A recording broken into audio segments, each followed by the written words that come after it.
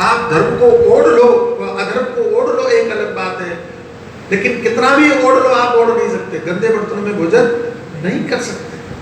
हमारे घर में एक आलसी आदमी रहता है, यहाँ अभी नहीं, मतलब कार्यक्रम में चल जाते, तो उनको चाय लेके आओ तो वो चाय का गिलास वहीं पटक देगा, उसको प्लेट लेके आओ नाश्ते की तो वो वहीं पटक देगा, और वो ढेर लग जाएगा ना, वो उठा करके रख देगा, ऐसा आलसी है। लेकिन आप ये सोचो कि उस व्यक्ति को अगर उन्हीं बर्तनों में खाने के लिए दिया जाए तो खाएगा? स्वभाव नहीं। आप सुबह उठना आपका स्वभाव है, आप आलस्य के कारण उठते नहीं। स्नान करना आपका स्वभाव है, ध्यान रखना स्वभाव है, बिना नहाए रह नहीं सकते आप। ठंडियों में आलस्य के कारण नहीं नहाते हो, लेकिन नहाना स्वभाव, नहाना स्वभाव।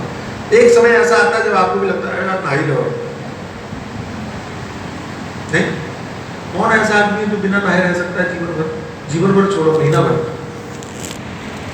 एक दिन तो ऐसा लगेगा, मुंह तो धोने का करेगा, कितना भी ठंडी हो तो भी न नहाए तो फिर मुंह भी धोने का तो दिल करेगा कि थोड़ा साफ सुथरे दिल। नहाना धर्म है, नहीं नहाना अधर्म है।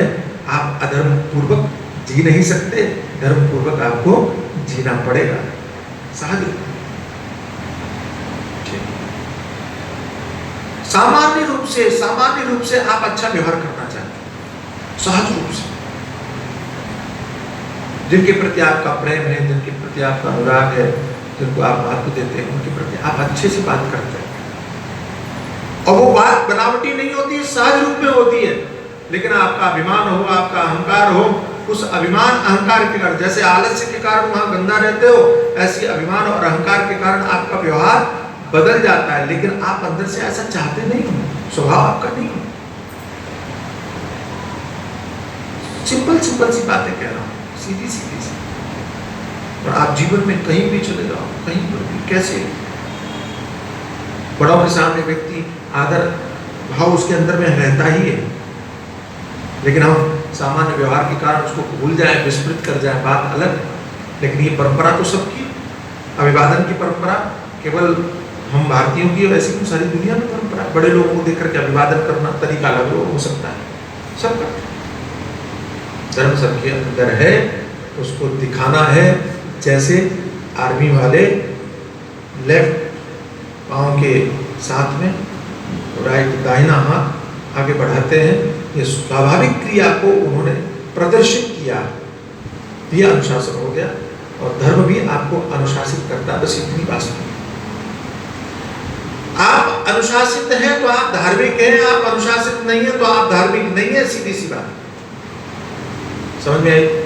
अब आप सोचो कि यदि आप अनुशासित नहीं है यानी धार्मिक नहीं है, और अगर धार्मिक नहीं है तो आप आगे बढ़ोगे कैसे मोक्ष के पथ पर? इसलिए धर्म आवश्यक। हमारे एक बहुत बड़े महात्मा हुए, उड़िया बाबा, तो अपने शिष्यों से कहते हैं ये कमरे में झाड़ू लगाओ।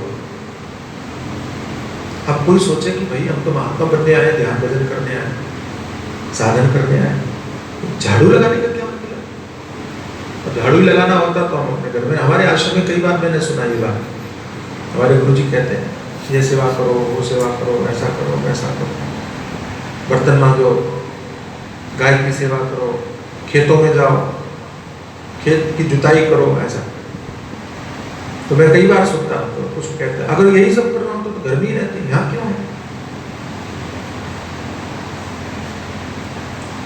तो घर में रहते वो एक अलग बात है। घर में रहना और आश्रम में सेवा करने में फर्क, अंतर है।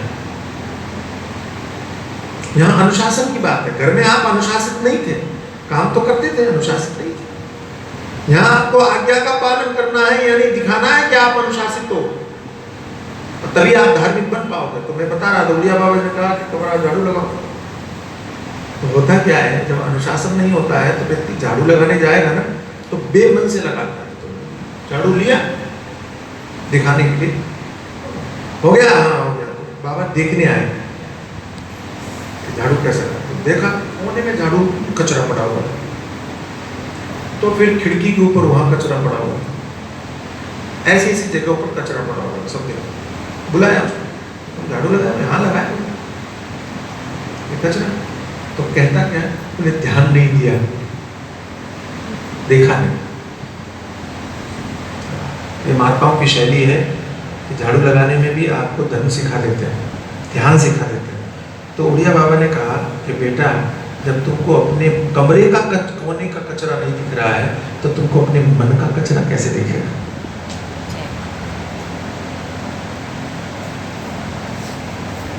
कमरे के कोने का कचरा जो साफ साफ दिखाई पड़ रहा है, तुम झाड़ू लगाने के लिए गए और तुमको वो नजर नहीं आ रहा है, वो दिखाई नहीं पड़ रहा है, तो जब तुम ध्यान करने बैठोगे तो तुम्हें मन का दोष कैसे दिखाई पड़ेगा? कितनी महत्व की बात होगी। इसका अर्थ क्या है कि जीवन की सामान्य क्रियाओं में आपकी सावधानी निर्धारित करती है कि आप कितने अनुशासित हो। ये तो वाक्य बन गया, कितना सुंदर वाक्य। जीवन की सामान्य क्रियाओं में आपकी सावधानी ये निर्धारित करती है कि आप कितने अनुशासित हो। लिख लो मैं, कितनी महत्व की बात। छोटी छोटी क्रियाओं से ही आपका अनुशासन और आपकी धार्मिक भावना ज्ञापित होती है। इसलिए शास्त्रकारों ने धर्म को महत्व दिया पहले मूल में। इसलिए धर्म के महत्व को देकर के आपको पहले बांधने की कोशिश की। आप सीधे जाकर के आर्मी में जाकर के सीधे आप वो क्या बोलते हैं, सेनाध्यक्ष नहीं बन जाते हैं। और सेनाध्यक्ष बनने के बाद भी विजयी घोषित नहीं हो जाते। जीवन भर का संग्राम चलता रहेगा। लेकिन आर्मी में भर्ती होने के लिए, पुलिस वाला बनने के लिए भी, आर्मी मैन बनने के लिए भी आपको बहुत बड़े संघर्ष से गुजरना पड़ेगा, अनुशासन से गुजरना पड़ेगा। आप मोक्ष की प्राप्ति करना चाहते हैं और आप सामान्य साधक की परीक्षा में उत्तीर्ण होना नहीं चाहते। समझ में आया? आप मोक्ष की ऊंची पदवी प्राप्त करना चाहते हैं, लेकिन आप साधक की सामान्य परीक्षा में उत्तीर्ण होना नहीं चाहते। बोलिए ये तो बड़ा झंझट है, ये हम नहीं करेंगे। हमारे महात्मा थे और उन्होंने कहा कि तुम क्या करना चाहते हो? बोले हम साधु बनना चाहते, संत बनना चाहते। घर में क्या करते थे? कुछ नहीं। कुछ तो कर दो। बोले नहीं कुछ। महात्मा ने कहा फिर कुछ नहीं कर सकते, तुम जाओ। घर में कुछ नहीं करते थे, मतलब साधन भजन से नहीं पूछ रहे, घर में कोई काम करते थे, कोई धंधा करते थे, कुछ और। बोले कुछ नहीं करते थे। बोले जब तुम घर में कुछ नहीं करते थे तो यहाँ भी तुम कुछ भी नहीं कर सकते। हमारे महाराज के पास में एक माता जी कह रहे हैं, महाराज हमारा बेटा कुछ नहीं करता, कुछ नहीं करता, नहीं करता। महाराज ने कहा चोरी करता है? बोले करता तो हमको बड़ी खुशी होती कि कुछ तो करता है, चोरी भी नहीं करता। महाराज ने कहा फिर तो उसको नहीं, कुछ नहीं किया जा सकता उसको। अगर कोई व्यक्ति गलत काम कर रहा है तो उसको सीधा किया जा सकता है, लेकिन जो कुछ ही नहीं कर रहा है, गाड़ी अगर उल्टी चल रही है तो उसको सीधा ले जाने की संभावना है, लेकिन वो खड़ी ही है तो विश्वासपूर्वक नहीं कहा जा सकता स्टार्ट होगी भी कि नहीं होगी।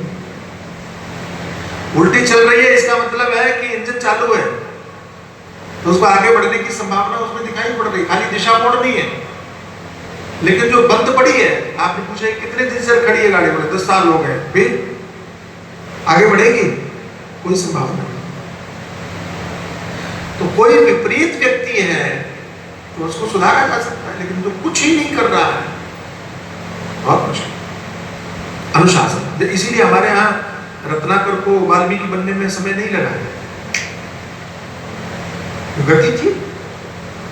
जितनी तेजी से पीछे दौड़ रहे थे उतनी तेजी से आगे दौड़ रहे। गहरीत बदलना था।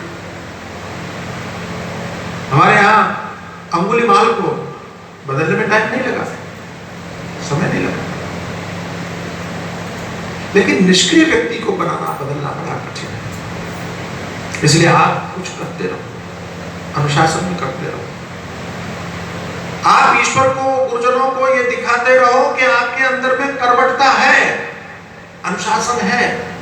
आप चीजों को संभाल सकते हैं, सुधार सकते हैं, बना सकते हैं, देख सकते हैं। सामान्य से सामान्य अगर कोई कर्मचारी की परीक्षा देने के लिए जाए, कितने सवाल पूछते हैं, डॉक्टर कोई ऐसे बना देता है, हर चीज के लिए कोई ना कोई। और आप, कितनी विचित्र बात है कि डॉक्टर बनने के लिए आपको ये परीक्षा देनी पड़ेगी, मैनेजर बनने के लिए आपको ये परीक्षा देनी पड़ेगी, आर्मी मैन बनने के लिए आपको ये परीक्षा देनी पड़ेगी, इसके लिए ये, इसके लिए ये, इसके लिए। और साधक आप बिना कुछ किए बनना चाहते हो। साधक के लिए कोई परीक्षा, अगर कोई परीक्षा लेना भी शुरू कर दे ना, ये यही आपके सत्संग भवन में अभी इतने लोग हो, यहाँ परीक्षा शुरू करते हैं दूसरे दिन, एक भी नहीं दिखाई पूरा मालूम पड़े, मुझे बड़ा झंझट करवाते, छोड़ो बहुत हो गए। तब क्या कहोगे आप लोग मालूम है? अरे हम तो सीधे सीधे राम राम करने वाले लोग हैं, सीधे सीधे राधे राधे करना, हमें क्या लेकर देना ये सब नाटक नोटक क्यों? तब हमको ये नाटक और नोटक की नजर आएगा, दिखाई पड़ेगा। बुरा मत मानना, लेकिन ऐसी प्रवृत्ति वाले लोग घोर आलसी है, वो अपने अनुशासन की कभी परीक्षा देना ही नहीं चाहते। ये गुरुजनों की परंपरा किस लिए थी हमारे यहाँ? इसलिए थी, सदगुरु क्यों वो अनुशासित रखता था कि तुम्हारी साधना, तुम्हारा ध्यान, तुम्हारा भजन, तुम्हारा चिंतन, तुम्हारा मार्गदर्शन कैसा कहाँ तक चल रहा है, वो लगातार। देखो, कोई भी रोगी डॉक्टर की निगरानी में होना चाहिए। इसलिए आजकल तो क्या आईसीयू क्या बोलते हैं, आईसीयू विशेष निगरानी केंद्र जो है, आईसीयू, ताकि वो डॉक्टरों की ही नजर में रहे, कहीं दूसरे की नजर न लगे, उसको डॉक्टर की नजर में। मैं कई बार सोचता हूँ कि आश्रमों में भी आईसीयू की व्यवस्था होनी